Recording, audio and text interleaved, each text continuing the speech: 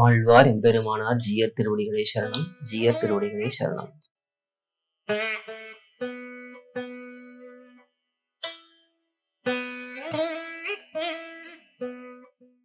It was a very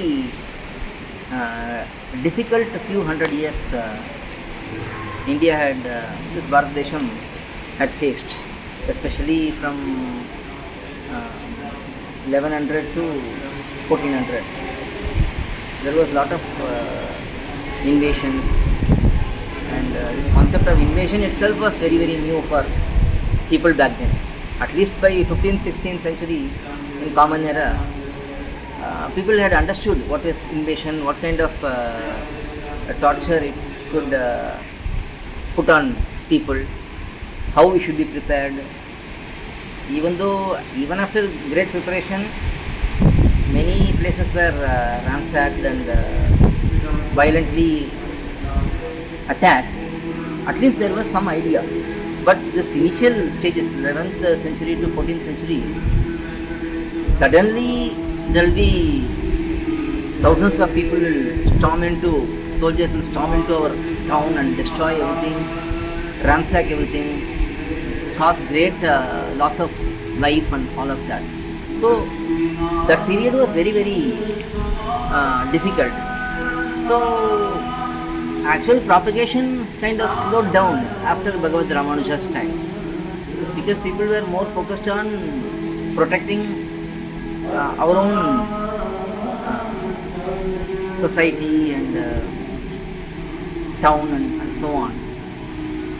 So this broad propagation which was done by Bhagavad Ramanuja kind of halted after his times, and more focus was given to Alvar's Pasarams, because Bhagavad Ramanuja did not do any commentaries on Alvar's Pasarams. He only did commentaries in Sanskritam for Vedanta mostly. So there was a need for a revival of Alvar's Pasarams in a deeper manner. So all the Acharyas focused on that, especially Nanjiyar, Parashara Bhattar, Nanjiyar, Nambillai, Vadaka Tiruvedi Pillai, all of those Acharyas focused on Alvar's Prabandhams. Even though they were great scholars in Ubhaya Vedantam, both Sanskrita Vedam and Tamil Vedam, still they focused on Alvar's Pasarams and fully immersed in that Anubhava. In between, there were a lot of troubles back and forth, and by the time Manavada Mamnigal had incarnated, Bhagavad Ramanuja came again as Manavada Mamnigal.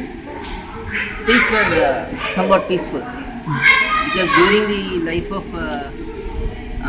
AchAryas, we faced a lot of trouble in SrIrangam and many other Divideshams throughout southern Bharatadesham. There was a lot of trouble by invading forces, which were very, very evil. So subsequently we had a lot of improvements slowly, and finally Manavada Mamnigal, Sri Varavaramani Swami, came to SrIrangam, and he slowly started reviving our sampradhAyam. Every literature was lost. Almost all of the manuscripts were all destroyed by invading forces. And then the temples were fully ransacked. Also the Kainkaryaparas in the Divideshams, many of them had to flee from there, had to run away from there. And they went and settled down in other villages where there was not much danger from outside forces. When Manavada Mamnigal, Varavaramani Swami returned to, when he came to SrIrangam, he saw this very pathetic situation here. So he personally started gathering all the manuscripts. He went and brought all the SrIvaishNavas together slowly. Many conflicts were resolved by him, and many Kainkaryams were reinstated by him in SrIrangam initially. And when conflicts arise between SrIvaishNava, he would handle it in a very diplomatic manner. He would resolve the conflicts in a very nice manner. In this manner, he brought kind of a peace in the Dividesha, in Sri Lanka mainly. And he wrote a lot of literature. He himself composed some Tamil and Sanskrit prabandhams, and he wrote commentaries for Rahasya Granthams. Because Rahasya Granthams were very, very important to be explained in a deep manner, so that we don't lose the gist. Without the commentaries of Manavada Mamigal, we would not understand most of the Rahasya Granthams now. Mukshapadi, sampradhAyam, SrIvaishNava, all of those were really brought to life by Manavada Mamigal. And these Rahasya Granthams are the main literature which we study on a daily basis in our sampradhAyam. Anyone who is desiring to progress in SrIvaishNava sampradhAyam, without Rahasya Granthams, there is no scope for progress. The understanding of truth cannot happen without Rahasya Granthams. So he did focus on the Rahasya Granthams, writing commentaries, and in his own prabandhams, especially in Upadesha Ratnamalai, he brings out the glories of SrIvaishNava Shastra, emphasizing the need and importance of every SrIvaishnava having to study that Grantham in a deep manner. And while doing that, he also did a great favor of highlighting the greatness of Alvar's Divya Prabandhams, highlighting the importance of their Alvar's Tirunakshatra, their birthplace. Even these information were lost. That is how pathetic it became. That people didn't even know what was the Tirunakshatra of Alvar's, what was the birthplace of Alvar's. We have to think about the situation, how bad it would have been. Then that is why Manavada Mamigal had to literally spell out that Vaikashi Vishakam is Nammalva, Kayal Nagam is Tirumazhi Alva. Because now we think even a child will know why it has to be written in a pasaram way. Because it was lost actually. It was Manavada Mamigal brought out every little piece of information, put them together so that we can understand them in a meaningful way. And then many granthams are subsequently found and documented by Manavada Mamigal. Because there is no guarantee that everything will be found. So whatever information was there, we first formulated in that Upadesha Ratnamalai in a beautiful way. Overall, the commentators of Thiruvaimozhi, how the Need Vyakyanam got propagated, and what is the greatness of our Alvars and Acharyas in general. So all of these information were presented by Manavada Mamigal in Upadesha Ratnamalai.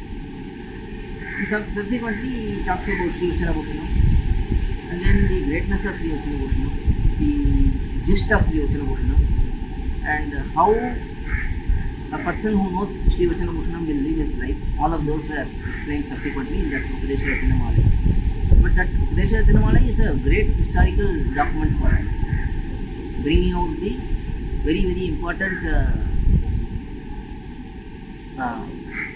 incidents of our Purvacharyas. For example, very simple, like now we say that Emperor Bhagavad Ramanuja broke the protocol. Where do we get that? We get it from Upadesha Ratnamalai only. Oran Vadiya Upadesha Ratnamalai, Irar Edirasana, following AchAryas, Ariyadgal Purani, Besi Varambarta. So, we may think that it's a simple pasuram. What is the significance? But it reveals a great change of mindset. If you look at how before Ramanujacharya, how people were, how the Acharyas were thinking, and from Ramanujacharya, how the Acharyas started thinking. So that whole thought process, which is the great saving grace for us, we are saved by this one. This Bhagavad Ramanuja's merciful act only, that one momentary thought process of Bhagavad Ramanuja is the actual reason for our huge gathering here. People from all over the world is here today. Many Mahants, many sadhus from northern Bharatadesham, Uttara Bharatadesham are here. That is the direct result of that one brilliant move of Bhagavad Ramanuja. That great thought process which has brought this change and which has brought this big gathering here. So in history, one incident may be very small, but the impact of that incident will be everlasting. So that is so this kind of information we get it from Upadesha Rachanamala. Similarly, Thiruvaimoni Nutradari given by Manavada Mamigal, it brings the gist of Thiruvaimoni in a very simple way, very easy to understand. Anyone who goes to Thiruvaimoni Nutradari can understand what is the mood of Alvar in every step, in every padikam. So these are the great things done by Manavada Mamigal. But Manavada Mamigal did not travel anywhere outside our Tamil Desha. He remained only in Tamil Desha. Up to Vadavengadam only he had travelled. He did not want to go on debate because by the time our sampradhAyam was established, principles were established, and he had this direct AchAryas order that he has to focus on Thiruvaimoni and bringing out the greatness of Thiruvaimoni, and he did that perfectly. But he still had that big fire in his heart to again rejuvenate our sampradhAyam. So that is where our political GR, our Kotadiri Vanamamalai first GR comes into the picture. It was by the divine orders of Manavada Mamigal, his disciple, political GR, who was born in this Dividesham, Vanamamalai Dividesham. He set out on a similar humongous task like Bhagavad Ramanuja. So he travelled the length and breadth of Bharatadesham. He propagated the SrIvaishNava sampradhAyam in the same manner. Just like Bhagavad Ramanuja propagated it, similarly Kotadiri GR, Vanamamalai GR, first GR, political GR, he propagated our sampradhAyam in all over Bharatadesham. So that was like the second phase of our sampradhAya propagation throughout Bharatadesham. Without that propagation by political GR, we would not have this much spread throughout Bharatadesham. So similar to how Bhagavad Ramanuja had taken hardships to propagate the sampradhAyam, again same thing had to be done by political GR. But only advantage now is the name is well known. Vishishtadvaita Siddhanta, Sri Ramanuja Sampradaya, Sri Vaishnava Sampradaya. That name is well known. Now we have the banner. So with that banner, political GR had travelled throughout the Bharatadesham. And the age-old practice in this is the Acharya will go to a particular town. They'll camp there for a week or 10 days.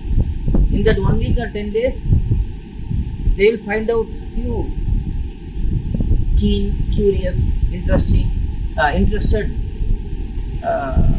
individuals, and they will give the essence to them. They will give that knowledge in a very deep manner, in a very effective manner. Biggest advantage back then is there is no disturbance. Now if you start engaging in something, some phone will ring, somebody will call, some disturbance will be there. But those times, when a Acharya goes for a pracharam program, he goes there, he sits in a particular place, a temporary ashramam. Then he will be open for people to come and see. No barricade, no police, no big security, nothing. The Acharya is there only for people to access him, get knowledge. That is the true nature of an Acharya. He must be available for anyone to come and question him, ask him, get his blessings, get the doubts clarified, have deeper realizations in conversations, through the conversations. So that is what our Acharyas did. Right from political GR, the practice of our Kotadiri Mat GRs, Vanamamalai GRs, the practice of yatra was very, very prevalent in our Srimatam. Many times the GS Swamis will go on long yatras. They will go for 6 months yatra. GS will not be here. They will be outside for 6 months, going from town to town, staying there, and initiating people who come to our sampradhAyam, teaching them our sampradhAya principles. We have to think about this. Those days, Sanskritam was there as a saving base, but scholars will understand Sanskritam, but there will be language barriers. Still, with their tapasya, the tejas they got from their tapasya, they will attract people also. And when the people come and speak to them, they become impressed with the devotion, they become impressed with the jnanam, bhakti, vairagyam of the Acharya. They will automatically pick up some points, initiate, and then subsequently they will learn slowly. In this manner, they will nurture and develop the jnanam, bhakti, vairagyam of the individual.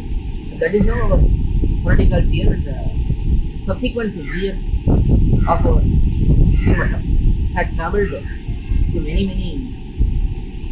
holy dhams, and on the way they will stop at many villages, towns, and as the name and fame of our mutt grew, many kings started honouring our Acharyas. We see in Mysore, the king of Mysore, when our political GS was travelling long ago, when he was travelling, he submitted a ivory palanquin for our GS, looking at his jnanam, bhakti, vairagyam and all of that. He became very impressed, became very devoted to him, and submitted an ivory palanquin. Then that was immediately submitted by our GS committee, Tirunaranapuram, Emperor Tirunarana Bhagavan. In this manner, many kings started honouring our GS, our Acharya, and they had given great patronage to our GS. And our mutt has grown over time. We have to understand that our mutt has more branches than any other mutt, any other establishment of SrIvaishNava sampradhAyam. Our mutt is so well spread actually. Probably over the last 100 years, 50 years, we've lost some contacts with different branches. Slowly we are regaining. Now we are making contacts and establishing contacts and all that. But everywhere we go, any holy place, any kshetram, we will see our Totadri Mutt, Totse, Jagannathpuri, Ayodhya, Badrikashram. Some establishment will be there for Totadri Mutt. That is how spread it is. So this is how our Acharyas, starting from political GS, SrIvaishNava sampradhAyam was spread throughout the Bharatadesha. Alvar எம்பெருமானார் ஜீயர் திருவடிகளே சரணம், ஜீயர் திருவடிகளே சரணம். To learn such valuable information about our SrIvaishNava Sampradaya, please download KOYIL, KOYIL app from Google Play Store or Apple App Store. Our website is koyil.org, KOYIL.org.